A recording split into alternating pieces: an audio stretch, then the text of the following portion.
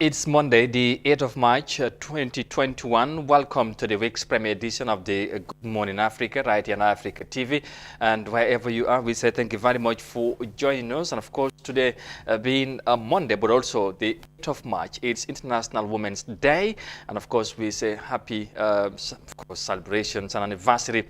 to all the women, and so of course, Gambian women, and of course, the world at large. We say happy anniversary, and of course,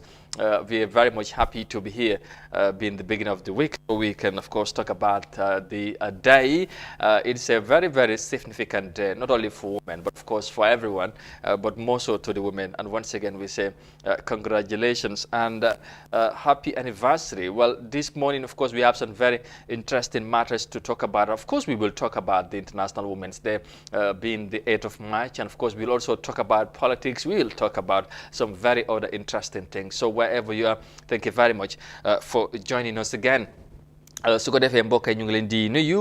beneen yoon ñu amaat mbégte dellusiwaat tey ci suba si di Monday yemook juróom-ñetti fan ci weeri March 2021 xam ngeen ne mbégte lay doon saa su ne bu ñu fi ñëwee jàkkaarloo ak yéen waaye tamit digtal leen xibaar yu am solo saa su ne tey nag mu nekk bés bu am solo bési jigéen yi la surtout ci réew mi ñu ngi sargal jigéen ñi réew mi yëpp waaye tamit sargal jigéen ñi àdduna ndax dafa am solo te buñ tolloo ba ñu ne 8 of March nag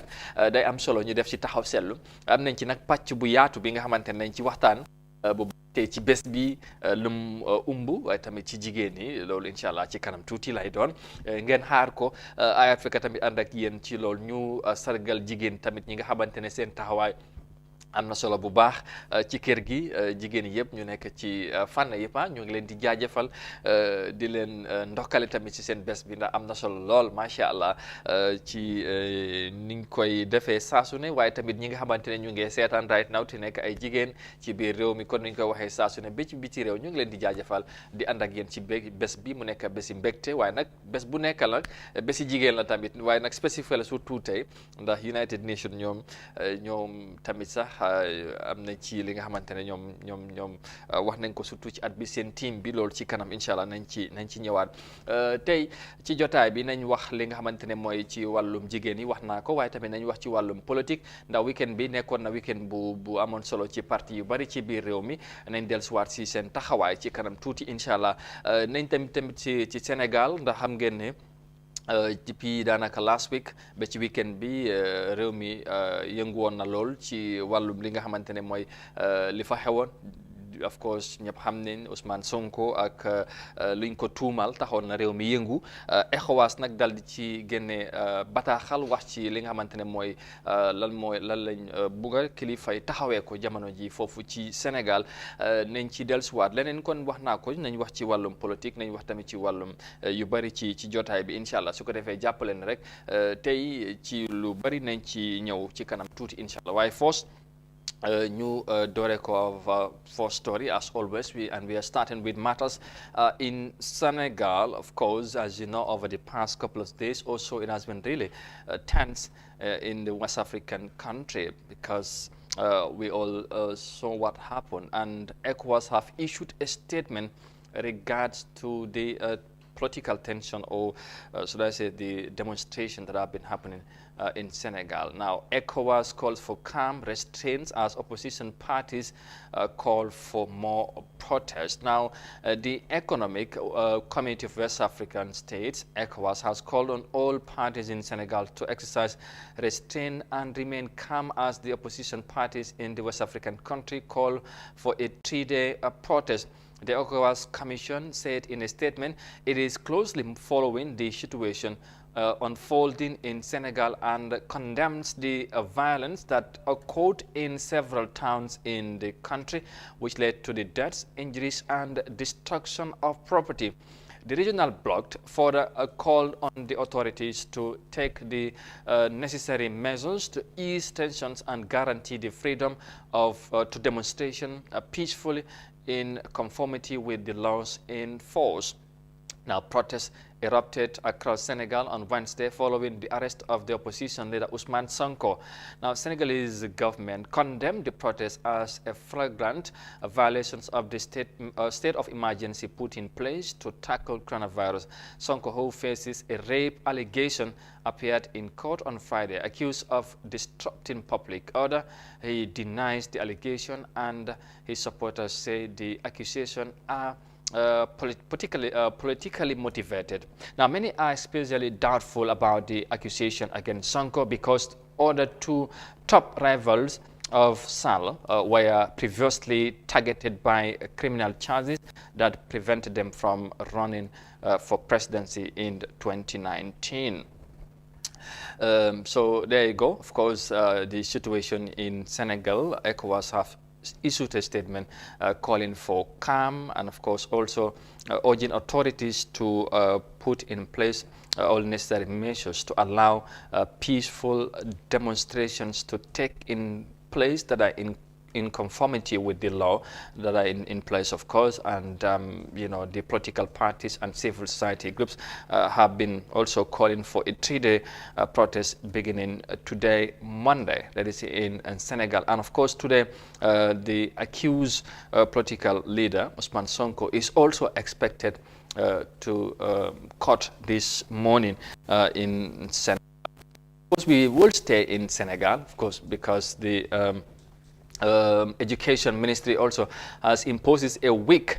nationwide school closure commencing today. That's Monday, of course, because of the protest. Now, ministry, that is, of course, the Senegalese Education Ministry has on Saturday imposed a temporal nationwide school closure for a week commencing Monday, March 8th. That's today. The ministry in a statement. Now, the move, according to men, to students, teachers, and the school administration of the demonstrations, and accompanied by scenes of violence which strongly disrupted the course of teaching and learning last week. Now, the Minister of National Education and the Ministry of Employment, Vocational Training and Learning and Integration draws the attention of all stakeholders in the education system that courses in schools and public and private establishments, general, technical and vocational education, as well as in the various schools, preschools, elementary and middle secondary are suspended from Monday and to Saturday, March 13th, 2021, and classes are expected to resume on Monday, March 15th, 2021. The Ministries of National Education recommend that parents of students keep a vigilant eye on their children in order to protect them from the risk of possible abuses, and the statement added, protests erupted across Senegal following the arrest of an opposition leader, Ousmane Sonko, on Wednesday. Sonko, who faces a rape allegation, appeared in court on Friday, accused of disrupting public order, and he denies the allegation, and his supporters say the accusations are politically motivated. And of course, like I said, Sonko is also expected in court again today for the charges that are meted against him. Su ko defee rek mbokk yi, comme ni ngeen ko gisee li nga xamante ne li ngeen gisee li nga xamante ne mooy situation bi foofu ci Sénégal fan yëpp wax naa ko yëngu na. Loolu moo waral nag li nga xamante ne mooy ECOWAS ñu daal di génnee bataaxal di ñaax kilifa yi pour ñu fexe lépp li nga xamante ne mooy tax jàmm dellusiwaat foofu ci réew mi, ñu fexe loolu am, ndax tamit ñu bàyyi li nga xamante mooy nit ñi ñu bëgg a génn ñaxtu ci li nga xamante ne ñaxtu boobu loi moom moo leen ko may. loolu dafay am solo ñu bàyyi si xel bu baax a baax, ñoom tamit ñu fexe loolu mu am comme niñ ko ECOWAS waxee. Leneen tamit li nga xamante ne fees na ci mooy ministre bi nga xamante ne moom moo gàlloo wàllu jàng ak jàngale ci biir Sénégal, ñoom tamit dañ dal di jël dogal dàqal li nga xamante ne mooy jàngum school, xale yi ñuy dem ci school si, loolu tamit ñu tëj school si jamono ji benn daanaka ci diir benn week. li ko waral mooy yëngu-yëngu yi nga xamante ne am na Sénégal ci loolu tamit ak yàqu-yàqu yu bëri ñu tax ñu ne daal jël nañu gal mel noonu pour tëj school si pour aar li nga xamante ne mooy xale yi ñu bañ génn ci biti te leneen mun na leen ci mun a dal tamit ñu ngi ñaax tamit sax waajur yi ñu bàyyi xel bu baax a baax li nga xamante ne mooy doom yi pour ñu moytu ñoom tamit xale yi di génn ci biti ndax dafa mel ni yëf yi daal dafa métti jamono ji foofu ci Sénégal ci loolu li ko waral mooy Ousmane Sonko bi nga xamante ne jàppoon nañ ko ci tuuma yi nga xamante ne jamono ji mu ngi ci kawam ne dafa réeb benn xale bu jigéen loolu nag jur na coow bu bëri foofu ci Sénégal moom Ousmane Sonko sax dafa war a dellusiwaatee ci code bi pour continuer loolu te tamit political parties yu bëri ñu ngi oote pour te ñu génn ñu def démonstration mu ngi noonu moom Ousmane Sonko gannaaw bu mu doon dem ci code bi gis ngeen lu fa xew loolu yëpp Dakar la woon foofu ci Sénégal waaye ñii di ECOWAS ak kilifa yu bëri démb ba wax nañ foofu ci Sénégal di ñaax nit ñi nañ ànd ak dal tamit fexe li nga xamante ne jàmm buñ xamee Sénégal mu dellusiwaat surtout nag liñ dund ci fan yi foofu ci Sénégal métti woon na lool ñu bëri ay xale ñàkk si seen bakkan ñu bëri gaañu ci bagage yu bëri tamit yàqu foofu mu nekk li nga xamante ne daal lu métti woon la nag kilifa diine yi kilifa aada yi ak ñu faree tamit ci fànn yu bari foofu Sénégal woote nañ jàmm woote nañ dal ñu am yaakaar ne loolu nañ ko dégg te tamit kilifa yi moom surtout nguur gi ñoom tamit seen taxawaay bi nga xamante ne war nañ koo def ci yëf yi ndax ñoom ñoo ci war a jiitu ñoom tamit nañ déglu yu bari loolu lañ am yaakaar boobu incha allah gannaaw Sénégal ñu dellusiwaat ci réew mi fii ñu wax ci wàllum politique ak tamit ay mbiram ndax xam ngeen ne saa su ne ñu wax ko at mi moom at politique la surtout ci weekend bi te tamit tey xam ngeen ne la nguuri Gambia dal di jël dogal ne dañooy dàqal lépp lu nga xamante ne mooy dooree ko tey jile li aju ci wàllum yëngu-yëngu politique ak yeneen activités waraloon na nag political party yu bëri di rush di fexe ñu def li nga xamante ne loolu la leen luwaa sant balaa bés bi tey taxoon na nag ci fan yi surtout ci weekend bi parti yu bëri ñu ngi doon am seen congrès di def ay yëngu-yëngu yu bëri bokkoon na ci NRP bu parti Amat Bah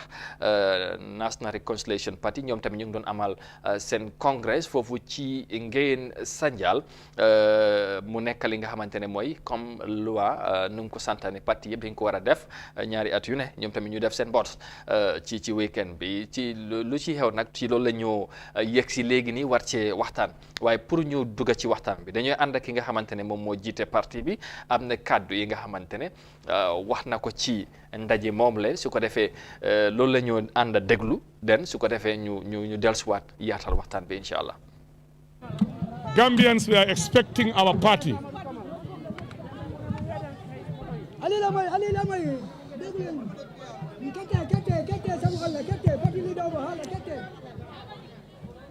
We know that Gambians were expecting us to clear the air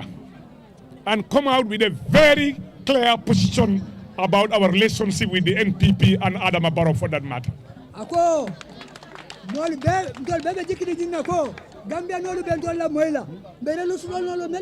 We want no ambiguity. No ambiguity. We want clear message to be sent across the world. We are committed to negotiating with the NPP leadership for a complete merger of the two parties in the future.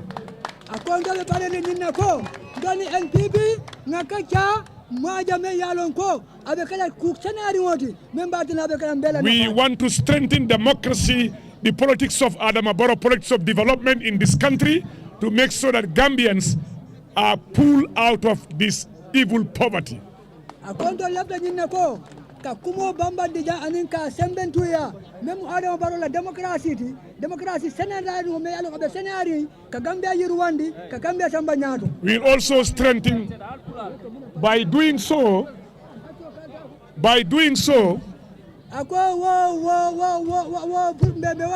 we will strengthen this government.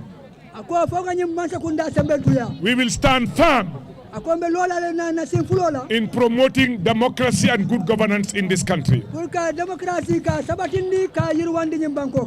Adama Barrow is a Democrat. We know he's a Democrat. And we believe that he can move this country's development forward. Working together with Adama Barrow will make a big value for the Gambian people. We will not waver in our quest to move this country forward. When UDP was abandoned in 2006, we were there for them and we stood for them. We never wavered. In 2011, we were rewarded that good by the PDOIS, NAD and GPDP joining us in a presidential-led coalition in 2011.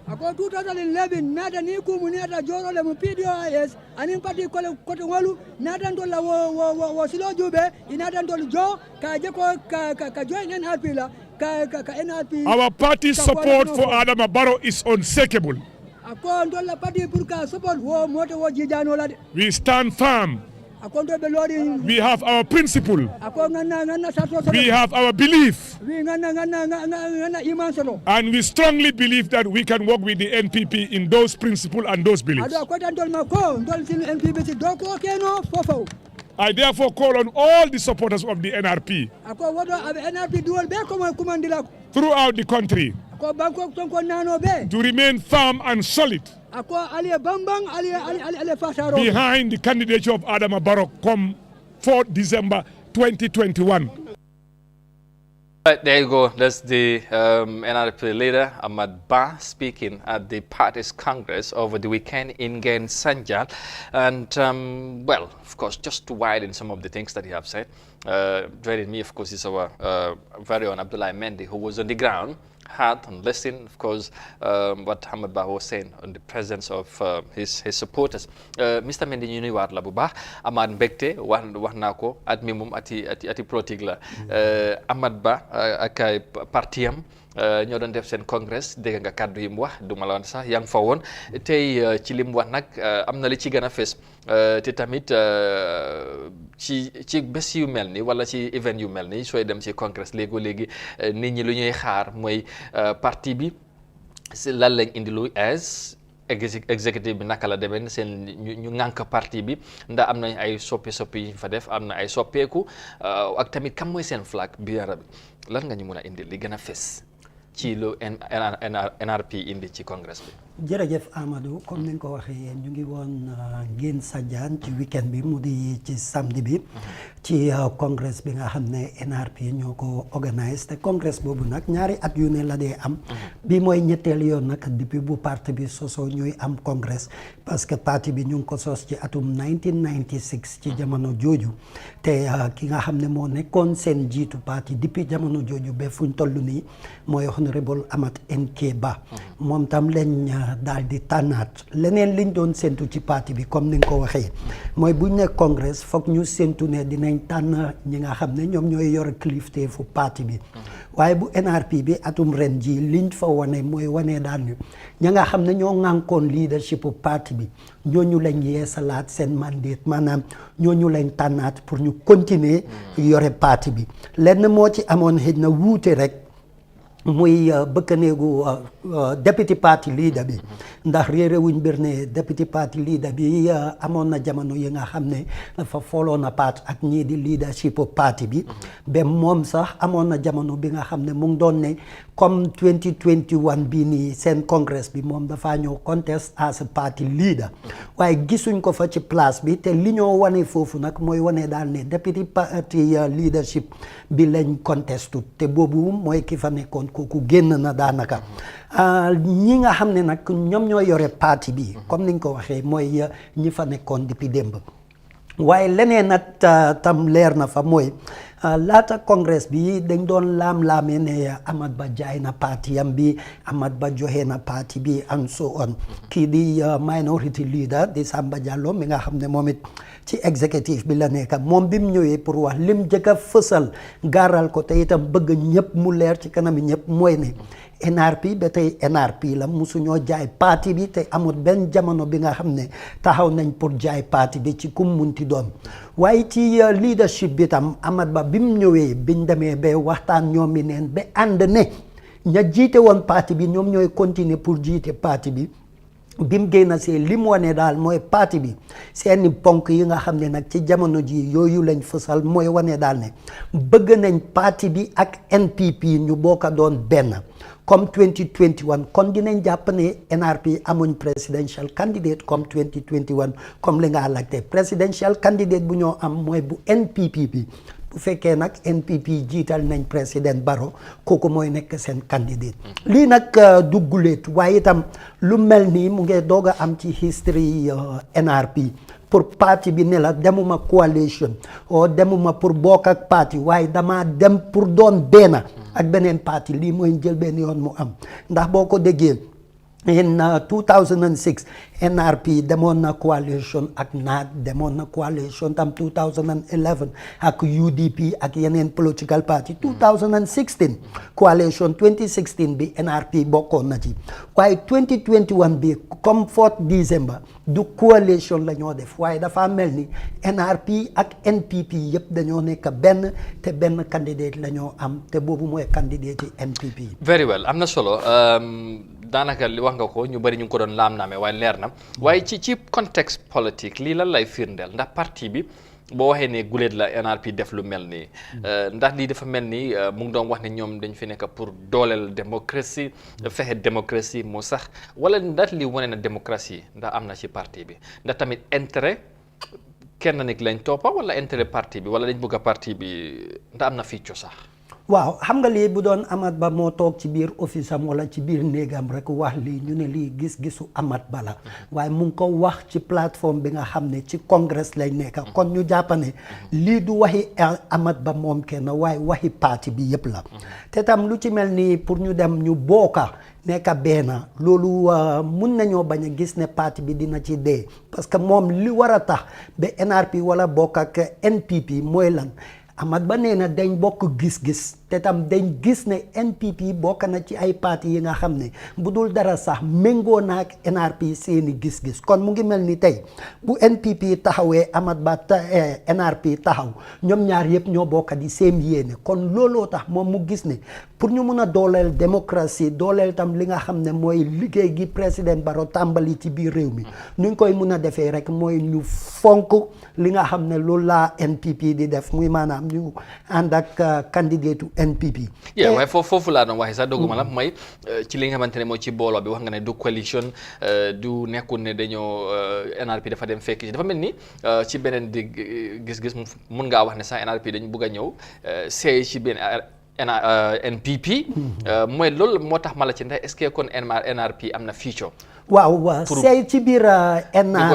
NPP. waaw waaye fàttalikul tam ne NRP is a bona fide registered political party. waaw ci presidential elections yii lañ wax ne nii la ñoo àndee ak NPP kon nag ëllëgam kenn xamut mun naa am loolu bu weesoo dinañ dellu si waat seen kër yoraat seeni ndënd bopp pour sampaat seeni mbër pour ëllëg ak si biir waaye ci guddi yuñ toll nii pour ñu tànn président ci 4 décembre bi ñu dégmal si nii NRP du ñëw ak candidate NRP candidate bu NPP taxawal boobu la ñoo lii waaye NRP seeyagum na daal ci biir NPP comme niñ koy waxee. acca boobu mu ngi noonu. foog daal de loolu leer na kon ñu ko doon bu ñu wax am ñu doon am ñaari xel ci yëf yi ndax NRP ak NPP comme ni nga ko déggee diggante Idi ak Macky léegi Idi mu nee na mbur ak soow la. waaw dafa mel ni bii tamit mbur ak soow la sax bu mbur ak beneen am na solo politique la sax ay mbiram ren moom. mun ngeen séntu lu nekk comme ni ngeen ko déggee luñ ci mun a jàpp daal comme noo ko waxee pour tënk wax bi. balaa ñoo wax ci leneen ndax tamit comme ni ma ko waxee woon yeneen parti ñu ngi doon def seen yëf lañ ci mën a jàpp moom Amat Bah taxaw ne ci carte ci kanam yi ñi nga xamante ne ñoom ñooy doomi parti bi ak ñëpp ñi nga xamante ne gom nañ NRP ci congrès bi nee na daal fu mu nekk nii képp ku nga xamante ne da nga sopp parti bi te nga koy dooleel li nga xamante ne mooy liy tax NPP ñu mën a am ndam ci élection bi. waaw te tam rax ci dolli itam foog ñu fàttaliku ne coalition 2016 dafa bari ay parti yu bootu woon jiital président Barrow te bii mooy njëlbeen yoon political party bi bokkoon ci coalition bi ñëw openly pour wane ne ñoom dañoo bootu wala dañoo seey ci biir lii di NPP amagut benn parti ci yeneen parti si nga xam ne ñoo nekk ci loolu naam dëgg la nit ñi gis nañ ci wala ñu ngi yaakaar ne yeneen parti yu ci mel ni GPDP NCP ak yeneen parti si yooyu tam dinañ bootu ci gannaaw NPP waaye ci ban anam lay doon tam foog ñu leeral boobu ndax dafa nekk coalition o dafa nekk a merger comme ni nga xam ne noonu la ko Amat Bah defee ñooñu ba tey génne wuñ ci dara yeneen parti yu mel ni comme PP te gën a ñëw wax ñoom dañ foog ñu toogaat ak président bi ak NPP ñu waxtaan seen lekkaloo bi naka lay demee ñu am ay agreement yi nga xam ne nañ ko nangu ak yu mel waaye loolu yëpp mu ngi si suñ kanam nañ seet fan lay ñu continuer am naa ñëwaat ci yow ci kanam waaye ñu wax ci yëpp ci politique gannaaw buñ jógee ci yëfi NRP am na tamit yeneen parti yi nga xamante ne ñu ngi woon ci weekend bi ñoom tamit def seen yëf di def seen congrès bopp bokkoon na ci GDC mooy Gambia Democratic Congress bu Mama Kandeh ñoom tamit ñu ngeen ba North Bank of course ñoom ñëpp North Bank lañ nekkoon ñoom ñu ngi ci capital bi Farafenni foofu lañ nekkoon di def seen congrès of course amoon tamit ndaw bu ñu fa teewaloon ci congrès bi di Binta Diallo moom tamit daf ñu fekki ci jotaay bi ñu war a waxtaan ak moom li gën a fees ci congrès bi Binta good morning. Well, by the way, it's your day today. Happy International Women's Day. Huh? Thank you very much, Amadou. And thank you. Yeah. How was your weekend? How was the Congress? Of course, you tell us you were at the North Bank region in Farafenni, and of course, where you attended the GDC's Congress. What was the main issues? How did the Congress win? What was the standard issues at the Congress? Lan moo fa xewoon. Well, Jerejef Amadou, I don't know whether I should go in with the whole of...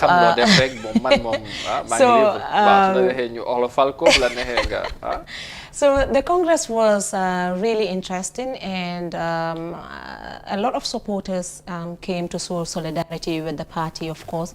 and they have a lot of loyal supporters whom, new for one, the one same buga si party bi, support Mama Kandeh, support the new executive, of course, guy mujenen def sen Congress bi, and gainen ñoo xamantene ñoo nekk sen new executive members yi. Am na ñoo xamantene nekkoon nañ ci executive bi te génne nañ gaay yi am na ñoo xamantene dañ leen indi waat te demoon na noonu tamit and honorable Mama Kandeh ba léegi moom moo nekk koo xamantene moo nekk seen party leader bi and flag bearer of the party, and loolu noonu ceeñuñ ko. Yes, Amadou. All right, very well. Mu nekk lu am solo ci li nga xamante ne mooy ci politique bi léegi lan moo gën a fes comme waxoon nañ ko léegi nii NRP ndax am na tamit li nga xamante ne fes na ci congress bi at that congress what maybe the party did have said. Of course, we in congresses you expect executive maybe positions to be filled or new executive to be elected in certain positions in the party. Ndax loolu xewoon na ci congress bi and yan kaddu la Mama gën a fesal Mama Kandeh ci congress bi going into the elections in December. Yeah, comme Amadou nu ma la ko waxee rek amoon nañ ñoo xamante ne ñu ngi woon ci seen executive bi waaye dañ leen génne ñu indi ñeneen ñoo xamante ne am na ñoo xamante ne executive bi still now waaye dañ change some position ni nekkoon na loo xamante ne it was like a heated one because am na ñoo xamante ne dañ leen génne ñooñu noonu kontaanuñ dañu fogoon ne ñoom dañu waroon a am position nangam so demee wut comme nu mu waroon a demee waaye daal at the end of the day ñoomi neen am nañ understanding boobu noonu te they still going ahead with their new executive. And lu gën a fees foofu noonu mooy honorable Kandeh lu mu wax si ay kaddu am bu mu doon address supporters am yi si kaddu yoo xamante ne waxoon na ko lu ci gën a fees foofu noonu daal mooy fu mu doon wone government bi si lu demee si affaire économique because dañ ko déedéet saa yu nekk nag mu ngi waxtaan ak government bi si wàllu boobu noonu so économique bi nekk na loo xamante ne GDC seen parti bi àndun ak président Barrow pour seen stay here and at the same time tamit wax na ne comme Gambia ak Senegal yëpp benn la waaye den gisuñ benn problème boo xamante ne moo nekk si biir dëkk bi pour ñu indi ay soldats fii nii at the same time tamit sakantuma di indi police mission te woon na government bi pour ñu bàyyi ñu xalaat boobu noonu because du fi am te loolu noonu nag du fi am bii nii wax na ko ñetti yoon mu ne lii du fi am so government bi ne war nañ xalaataat si loo xamante ne loolu lañ bëgg a def génnee na ay kaddu yoo xamante ne tamit projects yoo xamante ne GDC tamit def na ko projects yi dañu woot ay millions and millions because ñu doon wax each project loo xamante ne loolu la woot and also support yoo xamante ne ñu ngi koo joxee si within the community levels xaalis boo xamante ne ñu ngi koo dugal ko demee ba xayma I think pass na $10 million si projets yoo xamante ne te foofu noonu tamit lu ma observe mooy bu ñu doon compter projets yi gis nañ ay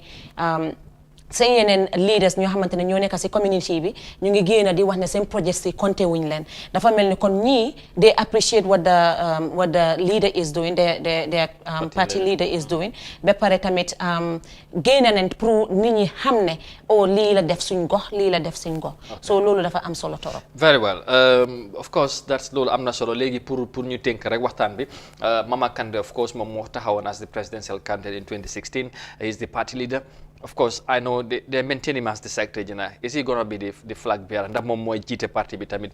bu ñoo dem ci election bi 2021 ndax loolu tamit léegi parti bi confirm nañ ko ñu maintain ne Mama moom mooy nekk li nga xamante ne mooy suñu candidate bi supporters yi yëpp ànd ci xëj na sax comme wax ne yu mel ni am na li nga xamante ne wax na ko ci nguur bi ndax loolu tamit is confirm ne léegi Mama Kandeh is going to be the flag bearer for the GDC comme ci presidential election yi ñoo waaj. waaw Amadou moom lañ confirm as the flag bearer te moom mooy jiite parti bi tamit at the same time waaw léegi moom fu mu nekk nii moom moo nekk di flag bearer and the party leader as well waaw so moom moo fa nekkoon te ba léegi moom moo fa nekk te I don't think amul kenn ku contest I don't think so dégguma ko nag dégguma ko yeah I think on oppose la yeah I think so. waaw Gambia moom loolu moo si gën a bari sax loolu moo tax lu gën a bari suñ gisee ku sampa parti dañoo wax ne moom mooy doxal moom mooy jiite moom mooy def lépp yenn few parties ñooy am léegi nga gis am kuy ñëw ak yu mel noonu waaye daal li ci am solo moom comme nguur gi tey lañ joxe woon date ne ñi political parties wala yëngu-yëngu li nga xamante mooy wàllu politique dañ koo daxalagum ci réew mi duñ joxe benn police permit xëy na moo parti yëpp ñi tamit di PDOIS ñoom tamit defoon nañ seen congrès bu yàggul ñu tànn kii di Honorable Halifa Sallah moom mu war a nekk seen flag bearer si élection yi ñëw loolu tamit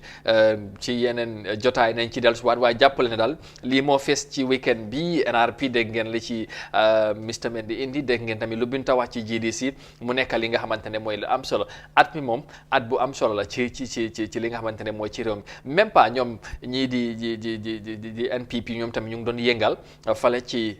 li nga xamante ne mooy ci Basse ñu ngi fa woon am na ki ma wax sax UDP tamit ñoom tamit defoon nañ seen boss am defoon nañ yëngal ñoom tamit di warm up di yëngal APRC tamit dégg na ñoom tamit ñu ngi doon def seen boss ku ne di yëngal tuuti rek di wone mosol si ndax xam nga ñu ngi waajal lu am solo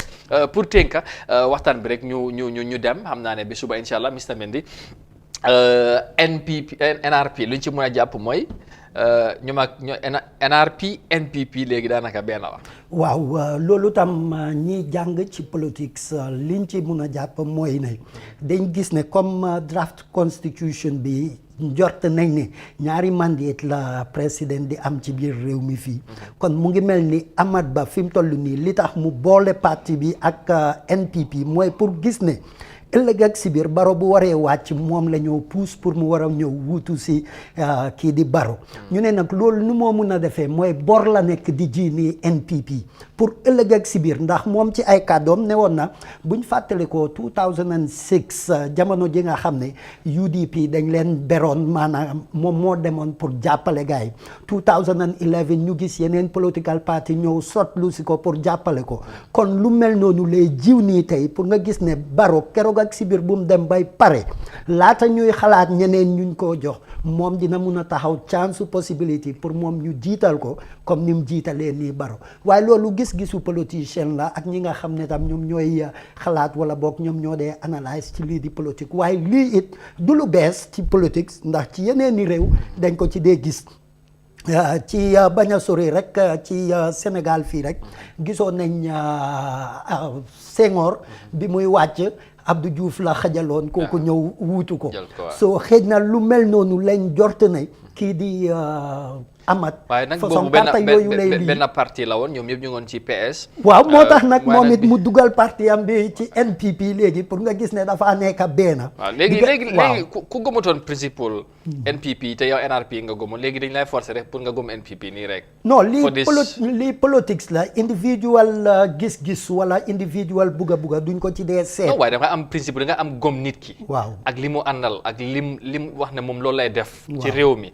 loolu moo tax nga jàpp ko waaw ci loolu laa gom ci politique nit ki doo ko support nii rek dafa am li nga xamante ne ndax political party ku nekk da nga wax ne man am naa suma doxalin am naa suma principles am naa suma lii ak la léegi soo bàyyee ñëpp nga téye ci kii moom muy dem nag mu ne da ngay dem ak moom fa loolu tamit dafa mel ni démocratie ndax lu bu ñoo wax mu ngi fa non foofu nag ci la coow li day ñëw always mooy gis nga ku dem ba nga xam ne bugguloo wala ànduloo ci gis-gisu exécutif wala ci parti bi foofu da ngay am sa right ak sa sañ-sañ pour taxaw ŋàññi wala sax pour taxaw beddeeku parce que ku ci mel ni ki nekkoon député Amat muy Moussa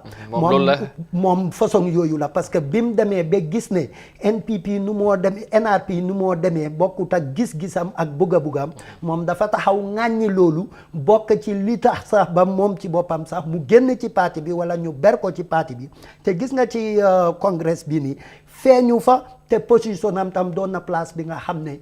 xalaatuñ sax pour ne nit da koy xëccoo ak keneen moo nekkoon position bi nga xam ne dafa vacant. léegi waaye fiil nañ ko right now. waaw position boobu dañ koo fiili ji after waaye ci congrès bi moom fiiluñ ko woon foofu so ba léegi because dañ ko war a may time tam as a member pour moom mu wane position am ak lii di gis-gisam parce que dañ la ne exécutif bi yëpp lañ maintain so moom mooy mun a beddeeku génn naa pour ñu mën koo wuutu foofu daal. ok su ko defee lu bees ci NRP mooy ñoom ak NPP léegi benn la. ci nuñ ko déggee ci kàddu yi su ko defee loolu nañ ci ñëw si yeneen jotaay incha allah Binta finally GDC tamit liñ ci mën a jàpp ci congrès bi mooy Mama Kandeh moom mooy nekk seen flag bearer ci élection bi def nañ seen congrès dafa mel ni parti supporters yëpp ñu ngi fa woon ci Farafenni gars yi nee nañ yëngal nañ fa bu baax a baax. Amadou yëngal nañ foofu noonu bu baax a baax parce que supporters yi dëgg supporters yi génn nañ te wane nañ solidarité ak parti bi te wane nañ seen bugga tamit ak parti bi seen parti leader bi nag wax na kaddu yu bari foofu noonu yoo xamante ne well supporters yi ñu ngi tàccu ñu ci kontaan xanaa MC moom yóbbu nañ ko as di deputy party leader nag léegi non MC ba léegi mu ngi maintain place am bi moom mooy youth president waaw youth president bi ba léegi MC foogoon naa ne dañ lay elevate moom ndax moom ji mun nañ GDC rek moom moo maintain mu ngi maintain place am bi at this moment so yeah moom jógewut foofu noonu am na ñoo xamante ne nag génnee nañ comme ni ma ko waxee woon waaye ba léegi am na ñoo xamante ne ñu ngi des si place boobu noonu waaye nag ñu ne ñoom pare neen ñoom pare neen waaye xamul da gaa yi pare neen waaye ñoom daal pare neen Mama Kandeh daal loolu la wax waaw baax na léegi moom fu mu nekk nii nee nañ pare te lamb ji soreetul fu mu nekk nii mbëri yaa ngee feeñ ndànk-ndànk rek ñu ngee gën a xam ñen ñooy soobu ci lamb ji incha allah AIC ñoom ñooy referee yi ñoom tamit ñu ngee def seen wàll xarxa fuufa yi ak yu mel noonu ci lamb ji ku ne da ngay waajal sa bopp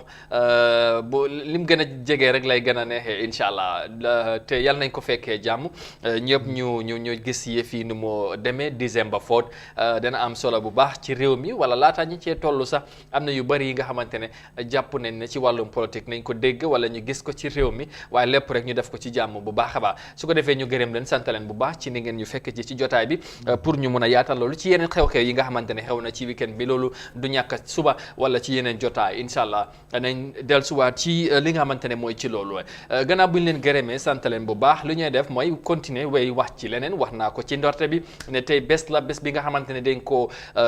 bési jigéen ñi la dañ of course mu nekk International Women's Day nekk bés bi nga xamante ne sax even fu United Nations wala international yi dañ ko celebrate fu ne ci àdduna si sargal li nga xamante ne mooy jigéen yi moo tax ñuy sargal jigéen yi réew mi well today being of course the International Women's Day of course this year's theme, that is the 2021 year of theme, is Women in Leadership Achieving Equal Feature in a COVID-19 World. Now, UN Women's announces the theme for International Women's Day, 8th of March 2021, as Women in Leadership Achieving an Equal Feature in a COVID-19 World. The theme celebrates the tremendous efforts by women and girls around the world in shaping a more equal future and recovery from the COVID pandemic. So, of course, talking about that, our very own lady and whom, of course, who is responsible of Women Matters in this house, of course, has been out and about talking to women with regards to the day and all that. So, mu nekk li nga xamante ne mooy lu am solo ma sire ma ñu ànd ak moom rek déglu yenn kàddu yi nga xamante ne jot na ko sekk ak yenn jigéen ci réew mi lépp rek ci jigéen tey moom bés bi bés jigéen la foo ñu ànd ak moom sargal leen waaye tamit màggal li nga xamante ne mooy bés bi ñu déglu leen ñëwaat léegi-léegi ci jotaay bi. asalaamaaleykum askan wi ñu ngi leen di nuyu fii nii si Eye Africa TV tey naka moom day ñëw ba Pirang si kuwaare bi fekk fii jigéen ñi nga xam ne ñooy jigéeni Gambie nekk fii di daan seen doole ko gis li nga xam ne moom la ñooy liggéey ñu xam ne liggéey góor la te liggéey bi métti na tey nag di bés bu nga xam ne moom lañ jegleel World International Women's Day muy bés bu nga xam ne dañ ko jegleel bépp jigéen bu nga xam ne yaa ngi si biir àdduna bi moo tax na ñu ni tamit ñu jël suñ jéego ñëw ba fii nii fekk si leen fii nga xam ne foofu la ñoo daanee li nga xam ne mooy seen doole waaye nu maa def rek damaa daal di nuyu wanteeg ñoom daal di ne jox kàddu gi ñoom itamit ñu nuyu wante askan wi wax ñu naka lañ nekk di liggéeyee fii nii si kuwaare bi asalaamaaleykum. Assalamualaikum. Menen kadi min ɗuuɗa doole ɓeɗen hoccito ko kuwaare ɗo mi heɓa komi wurna sukaɓe amen ɓay tagaɗo kay sa ala ko nanguɗa ala feere ala feccere feere ko daarɗa tawɗo aɗa wawi gollude heɓa ko wurnira ɓeygure ma o e sutura hoore jaam hara wujjani waɗa alfiji bonɗi ko ɗum nde naade men e fi kuwaare nde eyyi min yawana noon Allah beru artike amen o fof meɗen heɓude mine wakkili meɗen gollude min waɗay peel min wesay min waɗay pikas min waɗay martu min lappakaje ɗen ha ɗe sewa min wesitoɗe kadi fof min waɗay miɗen wadde seeɗa seeɗa génne fo suñ lii dépense suñu génnee xaalis bi da ngay gis 400 300 moo lay def boo gisee loolu ñaari weer ñetti weer yaa ngi si benn trip da ngay lekk da ngay fay lonc soo feebaree foofu la xam nga loolu métti na de waaw da ngay luwaa sooy luwaa soo ngay fay soo feebaree soo amee xew soo amee naxari foofu la ñun si leen lu lañ nekk. fan la leen dee jël pour ngeen feesal puus bi wala ngeen am benn trip. ñun fii benn trip bi wax naa la ñun jigéen yi dafay nekk fi ñaari weer fekk amul waaye góor yi nag ñoom dañ lay nekk fi weer 2 weeks 3 weeks ñu am seen trip on trip ñoom tamit dañ dee ñun ñoo tamit gaaw si toj bi léegi da ngay gis ñu dem defar ñun jigéen yi ñu leen di tojal. bu ñu leen tojalee su nekkee góor bi ku nga xam ne da nga am ñaari week nga am sa moto waaw. acca mu ngi noonu mu nekk li nga xamante ne mooy jigéen gis ngeen seen taxawaay ay jàmbaar lañ ci kaddu yi nga xamante ne wax nañ ko waaye sax luñ gis ñuy def liggéey bu métti mu nekk li nga xamante ne mooy macha allah foog ñu delloo leen njukkal seen taxawaay am na solo jigéen yi Gambia waaye tamit jigéen yi àdduna la ñooy wax moo tax gis ngeen suñu jigéen tamit ci kër gi dem génn ci biti fekki ji leen fu ñëw daane seen doole mu nekk li nga xamante ne mooy lu am solo noonu lañ ko nuyoo moom tey maa la ko wax ndax tey seen bés la ñu sargal leen bu baax ndokkale la tamit ci bés bi ndokkale la tamit ci taxawaay bi ndax du tey yàgg na waaye tamit surtout defati nga ko laay wax ci fi nga demoon macha allah am na solo ñu nuyu la bu baax ñu bàyyi nga nuyu gars yi. Amadou di la nuyu rek. di la fay yow tamit di nuyu képp ku nga xam ne rek yaa ngi toppa Eye Africa TV ñu ngi leen di nuyu bu baax a baax di nuyu nag bépp jigéen mu nga xam ne yaa ngi si biir àdduna bi ñu ngi laa nuyu di la sargal rawatina nag Amadou jigéen yi nga xam ne ñu ngi si biir kër gi fii nii ñooyu du ma leen fàtte benn yoon ñoom it ñu ngi leen di sargal di leen wis rek happy International Women's Day bépp jigéen bu nga xam ne rek yaay nga nekkuloo yaay xale bu jigéen nga maam nga yumpaañ nga jigéen daal in général soxna nga waaw foo da am solo ajaratu yëpp ñu ngi leen di nuyu ñu ngi leen di sargal waaw macha allah bés bi mu nekk bés bi nga xamante ne buñ ci balaa ñu seet yegg sax buñ ko dégmalsee da ngay gis ne atmosphère bi dafay change ku ne def see wax ba ñu dem bési international level bi ñu recognize bés bi tey ñu def ko bési jigéen te fii nga see yëngu ci wàllum luy dooleel jigéen yi ci réew mi lan nga ñu mën a wax tey ci bés bi ak tamit surtout fu mu dooree. waaw Amadou bés bi dafa nekk bés bu nga xam ne bés bu am solo la. ndek li yàgg na suñ gëstu gis nañ ne yàgg na di ko celebrate International Women's Day jubluwaay bi nag mooy di delloo njukkal jigéen yi nga xam ne ay jigéen yi jàmbaar lañ ay jigéen yi nga xam ne ñu ngi daan seen doole ay jigéen yi nga xam ne def nañ jaloore si biir àdduna bi waaw ñu leen di delloo njukkal mooy on the 8th of March mu nekk lu nga xam ne lu yàgg la du tey lu yàgg la du tey mu nekk li nga xamante ne mooy lu am solo tey comme noo ko waxee jigéen yi nga xamante ne mooy seen taxawaay fu ñu delloo leen seen doole leen ci njukkal tey buñ ci doon def taxaw seetlu rek daf ci jàngat tuuti ci réew mi surtout jigéen yi tey lan nga ñu mën a wax ci loolu taxawaay jigéen yi Gambia surtout ci réew mi doxalin bi ak tamit ci fànn yu bari gis nga yi nga waxal jigéen yi kenn du leen wax te ndax seen taxawaay macha allah. Amadou joni bi dafa gudda joni bi gudda na waaye li bari tamit des na waaye su ñëwee si réewi Gambia gis nañ ne jigéen ñi lañ fi achieve macha allah la ñooy wax ndik gis nañ first time ñu am mayor bu jigéen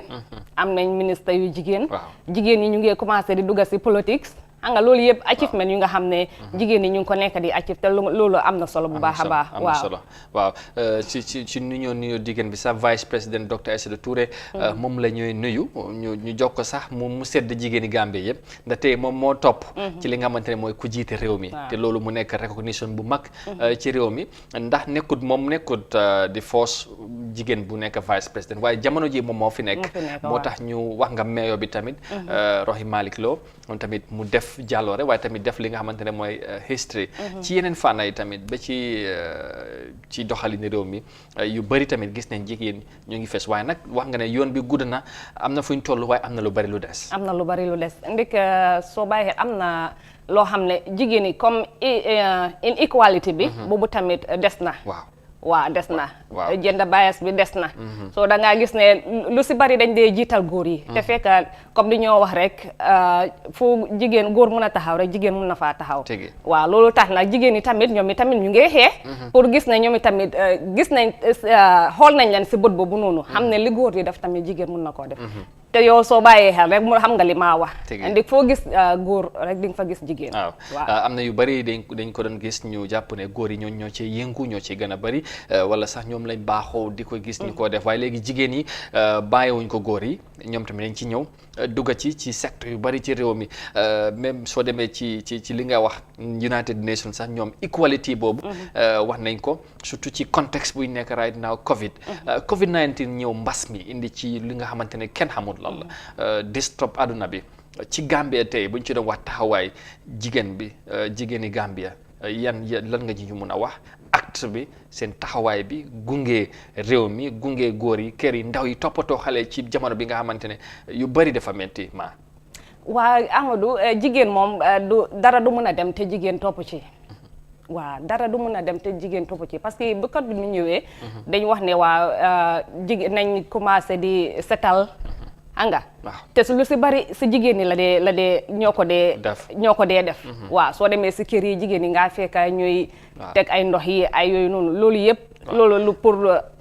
dimbale waa askan wi pour gis ne waaw Covid bi tamit wàññeeku na doole fu waroon a aaga du fa aaga après tamit gis nañ tamit jigéen ñi seen taxawaay tamit si mbas mi bu ñëwee ba léegi rawatina jigéen ñi Gambia ñu ngi génn di wax ak nit ñi di fagaru dañ lay wax ne fagaru moo gën faju tamit waaw mu nekk li nga xamante ne mooy li am solo tey nga ñu dellusiwaat rek fi nga demoon jigéen ñi nga doon waxal ñi moom kenn du leen wax jàmbaar seen taxawaay ak li ñooy def du ma wax metti waaye nekk na li nga xamante ne mooy mun naa inspire ku ne mun naa gëmloo nit ku ne sa bopp jigéen bu demee ba tollu fii di dem di toj ay xeer pour mun a sagal boppam bañ a yaakaar keneen ci dundinam ci doxalinam ndax ñii ku ne amaana am na ki nga yaakaar sa borom kër ak waaye tooguñ xaar loolu donte ne ay jigéen lañ dañ génn dem ñafe mu dem tamit fu métti seetuñ fi nga xamante ne mooy ci li nga xamante ne xëy na fu yomb ak yu mel noonu lan la xale yi jigéen yi wala sax lan la nit mun a jàngee ci jigéen yu mel ni jàmbaar yi nii macha allah. Amadou loolu am na solo ndik man keroog bi ma fa demee sax man suma boppa dama waaru soo gisee jigéen yi nuñ fa nekkee si ron naaj la ñoo toog suba ba ngoon yaa ngi toog si ron naaj loolu sa wérgu yaram sax mun nga ko faa ñaaka parce que imaginal nga naaj bu tàng nu mu dee tàngee nga toog si ron naaj rawatina ngay def liggéey góor liggéey bu métti bii nii di gas xeer ñoom ñoo ko dee gas tojal ko seen boppa anga te li ma si gën a lifin mooy liñ si dee am lu ndaw la waaw liggéey bi métti na métti nga xam ne waroon nañ see am lu ëpp luñ see am imaginal man ma war a toj full puus ma gas ko toj ko luñ ma see fay mooy $25. benn $25. léegi imagine la yow bés bi nga war faa nekk di whole day ñaata puus-puusi xeer nga mun a gas toj ko di same day léegi-léegi nga wàcc sa $50 sa doo ko am di nga soo melee ni comme man benn puus-puus sa doo ko feesal si dee bi soo nekk na lu nga xam ne te benn tey ñu ngi fa demuñ defi leneen waaye benn tey ñu ngi maintain loolu liñ faa am ñu ngi doyloo loolu ñu ngi see dundal seen njaboot ñu ngi see dimbali seen jëkkër yi parce que da ngaa dégg jigéen boo xam ne sax gis naa ne sax ngay toj affaire yi waaw yaa ngi gis kon dafa mel ni yombut Amadou yombut parce que soo ko deful rek doo xam lu fa nekk moo tax ma tamit ma ne xaaral ma mos ba xam ñii li ñoo daj waaye bi ma dóoree ba pare man fiil naa ne suma loxo bi sax mooy loolu nga imagine ki fa indu suba ba ngoon ba pare dikkasi nag ndeysaan te li ma si bëgg a wax tamit ñi nga xam ne tamit ñu ngi samp kër sanmaas yi nga xam ne ñu ngi samp kër jigéen ñi am nañ si responsabilité kay parce que xeer bi ñoo toj foofu noonu di ko gas di ko toj ñiy samp kër foofu lañ koo jëlee ndeysaan soo dafa mel ni kon kër buñ samp fii jigéen ñi am nañ si rôle xam nga léegi xeer yi ñuul yi ñooy jënd di ko sampee ñu bari jàpp ne tay dafa doom bu góor la dafa métti dafa seer yii la ñoo taamu ci yëf yi moo tax tamit te gis nga contribution ndax de fu ñu koy jëlee gis nga jigéen ci taxawaay buñ cee am loolu mu nekk li nga xamante ne mooy lu métti la léegi balaa ñoo tëj waxtaan bi rek jigéeni Gambia nag taxaw leen dafa am solo parce que coono gi bari na lool wax nañ vice président wax nañ tamit dañoo foog ñu tuddam ministre bi nga xamante ne moom moo yore wàllum jigéen yi ñu bàyyi xel jigéen yi bu baax waaw dafay am solo parce que lii ñii buggat ñoom tamit c'est am seen dignité moo leen ko yóbbee bugg a am lu ñoo tarale seen bopp dimbale seen njaboot moo leen ko yóbbee buñ sañoon def leneen waaye bu leneen amut nga téye ci loo gis ak ci li nga am waaye tamit leen ci mën a jàngee mooy doylu gom sa bopp bañ a xaar yaakaar keneen loolu dafa am solo ñu ndokkal leen bu baax waaye tamit gën a ñaax kilifa yi ñu bàyyi xel jigéen yu baax a baax waaw loolu am na solo Amadou ndik jigéen comme li ma ko waxee si commencement bi rek jigéen lu mbokk rek du dem waaye mooy àdduna mooy baag boo ni àdduna jigéen daal lu mbokk du dem waaw kër bu fa jigéen nekku sax du neex waaw yaa ngi gis loolu duñ ko tuddee kër sax nekk lañ ko tuddee kon gis nga mu ngi noonu waaw soo baax na tamit kilifa yi ñu bàyyi xel bu baax a baax jigéen yi suñ first lady bi moom itamit ñu ngi ko ndokkeel moom itamit waaw moom tam gis nañ taxawaayam mooy yaaya waaw gis nañ taxawaayam si dëkk bi waaw taxawaayam am na solo ñu ngi ko nuyu mu gën a bàyyi xel jigéen yi mu ngi leen di bàyyi xel waaye na leen gën a bàyyi xel di place yu mel ni kuwaare bi Pirang loolu jar na di dem di nemmeeku jigéen yi fa nekk ak yeneen béréb yi nga xam ne mu ngi si biir réew mi fii nii kon su ma la déggee rek mooy celebration bi day continuer ndaw weer bi weeri jigéen la te mun nañ laa xaar lu bari ci yow ci taxawaay bi incha allah waaw loolu mën ngeen koo xaar wax na ko incha allah lii bokk na ci li bari li nga xamante ne war ngeen ko mën a xaar ci liggéey bi nga xamante ne fas na ko yéene def ci jigéeni Gambia génnee leen waaye tamit sagal leen celebrate leen wone leen ñaax leen waaye tamit ndamoo leen parce que seen taxawaay macha allah am na solo ñu ngi leen di gërëm bu baax ci loolu su ko defee rek ñu bàyyi la si bés bi seen bés la sa bés la li la neex defal waaw Amadou xam naa lu ñoo def rek li ngoon dinañ fi dellusiwaat am special edition inshallah waaw ndokkale jigéen ñi ndokkale leen seen bés bi nii comme ni ko waxee rek weer bi weeri jigéen la rawatina bi si tey bi ñun ñoo ko moom soo sargal ñu ku ko def rek di nga am lu bari soo yow commencé ko si yow commencé li ñu celebrate waaw moo tax bu ma ñëwee suba ba léegi waaw ci nii rek lay def waaw sañu maa def nii waaw paa bi dama koy yóbbu ci kaw waaw seen bés la moom suñ bés la sax ndax ñëpp ñoo ko bokk fu jigéen nekk tamit góor bu fa nekkat nekkut tamit dana manqué donte ne sax du benn waaye foog ñu dañuy matalante ndax noonu la ko yàlla dogale ñu gërëm na bu baax ci taxawaay waaw delluwaat rek di wis jigéen ñi rek happy International Women's Day di leen ñaanal rek fu jigéen nekk rek di daan dooleem wala fu jigéen nekk di fa eewoo rek ñu ngi laa ñaanal jàmm yàlla may la jàmm Amiin sàmm la sàmm sa njaboot Amiin. kon di leen wax ba beneen yoon incha allah mooy magi xale yi ci kër gi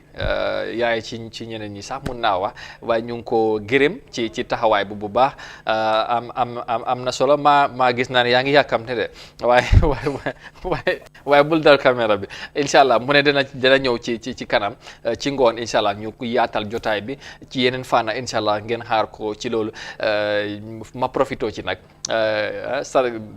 jaajëfal jigéen ñi ci kër bi yëpp waaye mënu maa lim tuur nag ñëpp de yow ma bàyyi la ma teg yow xam nga lu ñuy def naa ko teg sa loxo boo fa jógee nga dem nga seddale ko gaay ku ne nga jox ko wàllam. waaw loolu dañ ko bàyyi ba ngoon. waaw su ma ñëwee dinaa lim ñëpp. waaw boo yow lim bi nga def ko. waaw waaye rek na nuyoo bi. on behalf of Good Morning Africa yëpp ñu ngi sargal tamit ñun suñu jigéen yi ci kër gi di leen wax macha allah département technical newsroom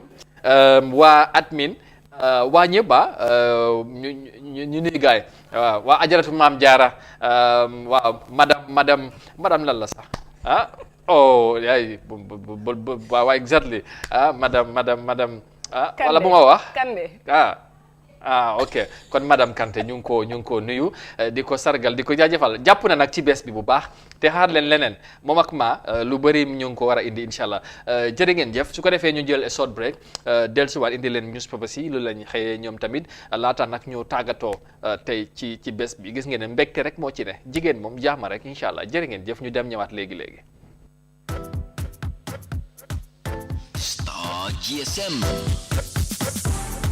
Star GSM fele promotion bana fina molye minul be mararing tanko bundala Gambia banko kanjang minu buko policeol armed forceol immigration customs ani lanjurtol datalar bala keta smartphone la minka sannu wini woro wala sang wini woro doma isa soto minka sannu wini woro sang wini lu minka sannu wini lu sang wini nani mandan smartphone doma simple phone fanan minul ka sannu kemelula sang kemenani talulu milbe kemenani talulu sang keme saba talulu ning original techno simple phone minu ka sannu keme konontola sang keme woro wala isa soto mobile ambulance odum keme woro domma Star GSM e tableto soto le pro dinningol wuli kilin keme sey domma isa soto nyin tabletol minu ka sim card uta wili fula keme saba isa soto HD universal remote ol fanan bijele flat screen ol mini yalon ko la receiver be konole 42 lombang wala 43 inches isi soto no $4,999 wala $8,999 Star GSM manda wodo mala ngani original face mask sol sotole minsal tanka coronavirus sotola nga air freshenal fanan sotole pour alla sabati dinkiral aning official nyim bala muran tulol fanan bijele nyim flash couple ka bonali america alse muna fangala la official do wara alla sabati dinkiral pour jikando wala jisuma anda se sambano tilo mume ngani designer spray fanan sotaliere min sero ka tarafengo bala fo montoro wati monni nali andi botanam France le anin Dubai isina njibe no na bumbato min fele kombosila drive serekunda OJ Johnson nyati lingol wala nanyun kunkilim bitikol min fele talindi marseto anin tabo koto traffic light oto isen kumandino 700-2494 wala 990-1122 Star GSM mfanankan kato dango kele puru mimbe banko sambala nyato Star GSM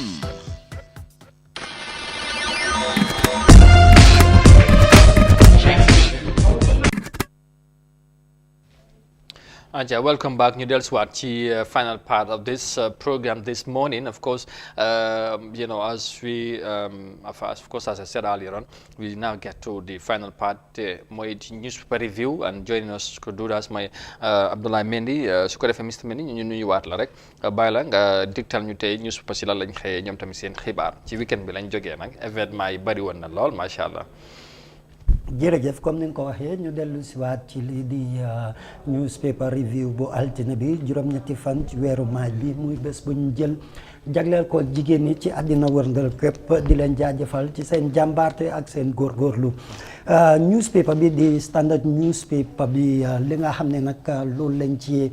gis tey ñu bind mooy doy ci seen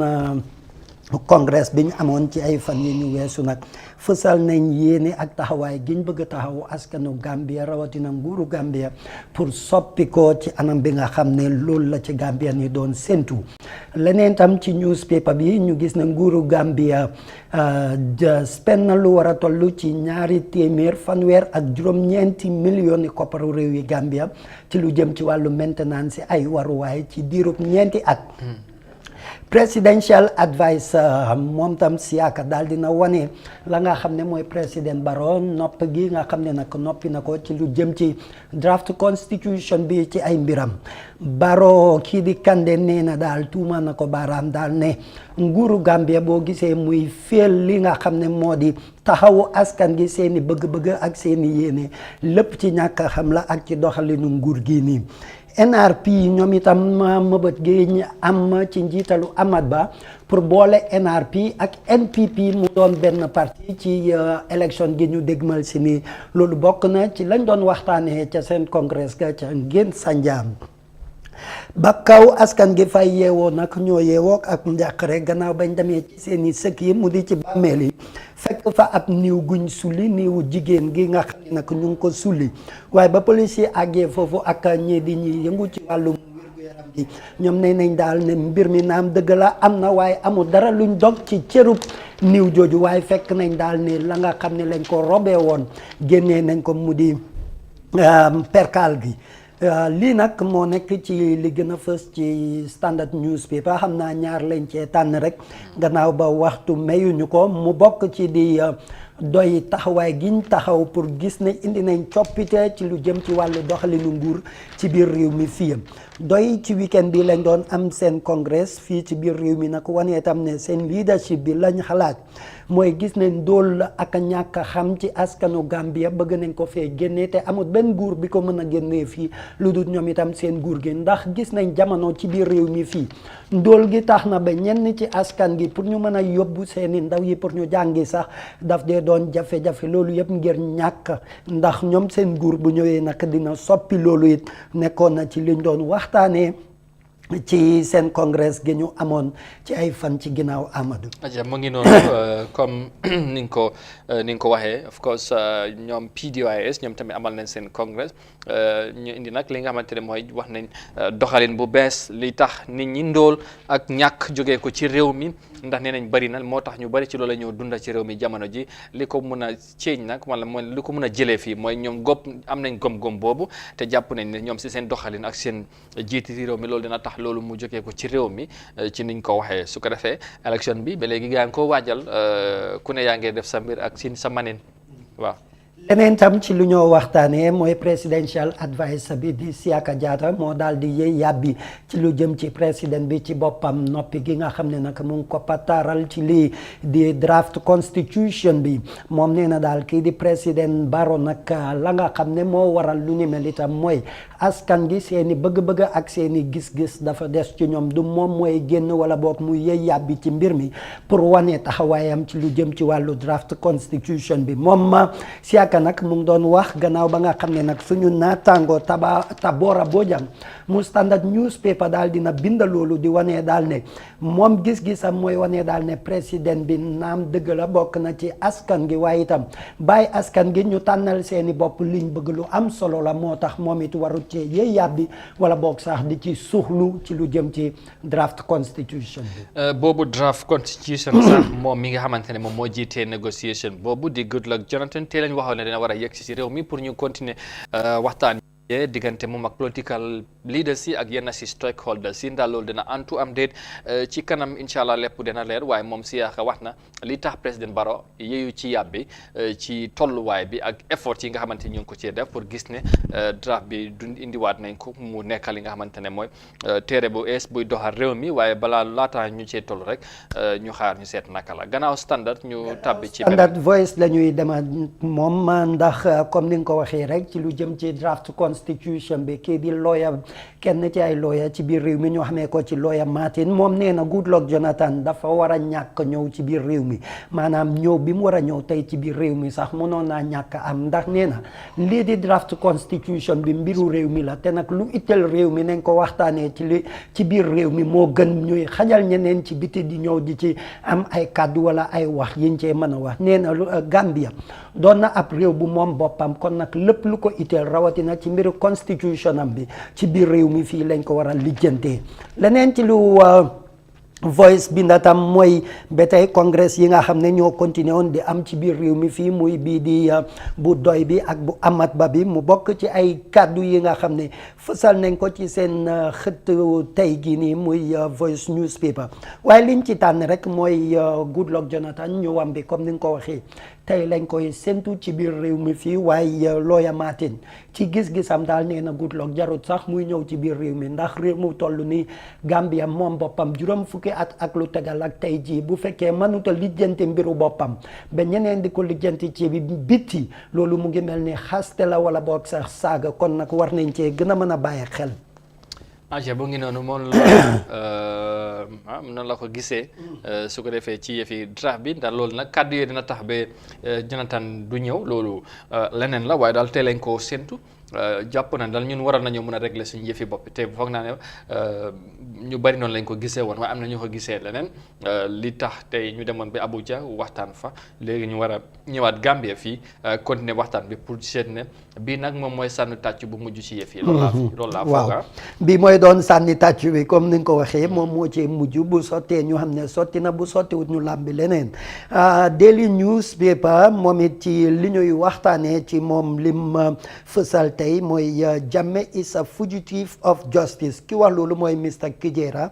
nekk njiitu victimes yi nga xam ne nag ñoom ñoo loru ci jamono gi nga xam ne Yaya Jammeh jiite na ko réew mi fii ci ñaar fukki at ak ñaar yim fi jiite woon moom Kijera nag mu ngi doon addu ci kàddu yi gannaaw ba mu doon waxtaan ak taskatu xibaar yi wane daal ne Yaya Jammeh ñu ngi ko tuuma daal ne rapiste la te itam nit la ki nga xam ne faat na fi ay bakkan yu bari moom nee na kàddu yi nag lu ko gën a dëgëral mooy ca TRRC bi seede yi ñëwoo foofu di seede rawatina ci jamono yu ñu weesu nii nag la ca gën a fës mooy doomi Afrique yi nga xam ne ñenn ci ñoom faat nañ seen bakkan fii ci biir réew mi te loolu mu nga am ci kilifteefu kii di Yaya Jammeh ak ndigalam moom nee na APRC sax di political party bi nga xam ne moom Yaya Jammeh moo ko jiite war nañoo beddi Yaya Jammeh ci boppam nag pour gis ne la nga xam ne moo di jaar-jaaru parti bi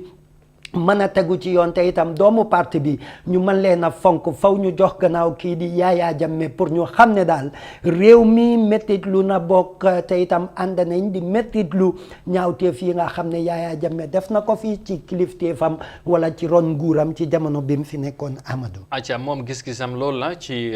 doxalin njiiti réew mi bi fi nekkoon Yaya Jammeh ak tamit li nga xamante ne mooy seen parti bi ndax nañ ko déggee noonu wala moom gis-gisam bi daal foofu la noonu la ko gisee am na keneen ku gisee neneen jàpp na ci yëf yi waaye daal mu ngi noonu li ci mënta am xam naa ne mu ngi ci suñ kanam te TRRC taxawaayam am naa si kanam sax dana continuer fii ngeen mun ko xoolaan ci kër gi waaye laataa ñu cee yegg si rek foog naa ne loolu moo jeexal tey newspaper review bi. waaw loolu moo jeexal tey newspaper review bi comme ni ñu ko waxtu maye waaye ñu jox leen dig daje bu ci yàlla bu dina maye jàmm suba ci yeneen tam ci ay newspaper review comme niñ ko dee defee ci jërëjëf moom Abdoulaye Mendy ñu ngi ko gërëm di ko sant bu baax a baax ci taxawaay bi amati na solo ci nu ñu fekkee ci jotaay bi leeral ñu yenn ci xibaar yi nga xamante ne fees na ci newspaper bi comme niñ koy defee saa fi nekkee jërë ngeen jëf mbokk yi fii la ñoo yemandi ak yéen waaye wax naa ko léegi nii bu leen sori TRRC bi bu dooree ngeen mun a ànd ak lépp lu nga xamante ne moom moo fa war a ruusee ci li nga xamante ne mooy ci jotaay jooje foofu ci Dunes Hotel di Sénégambia ñu beneen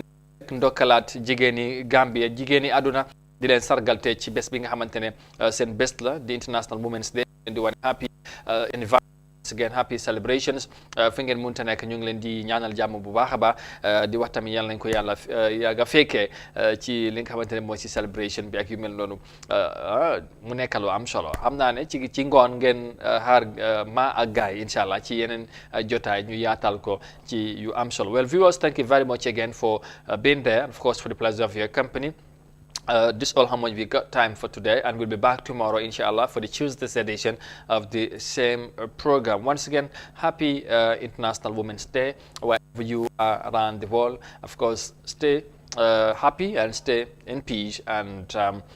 thank you very much, and stick around, don't go away. TRC would start any moment from now, and we'll link up to the Commission's public hearing at Hitchens Hotel, and then of course we will be back tomorrow for another edition. Until then, do have a very, very pleasant day, and thank you very much for watching, and bye for now.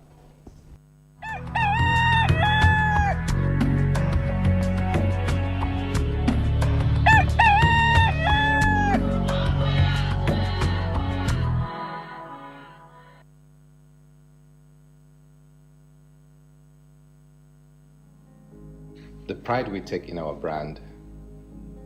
the work we put into constantly change the landscape and elevate real estate in the Gambia, it's compared to none. From inception, our goal was to add value to the beautiful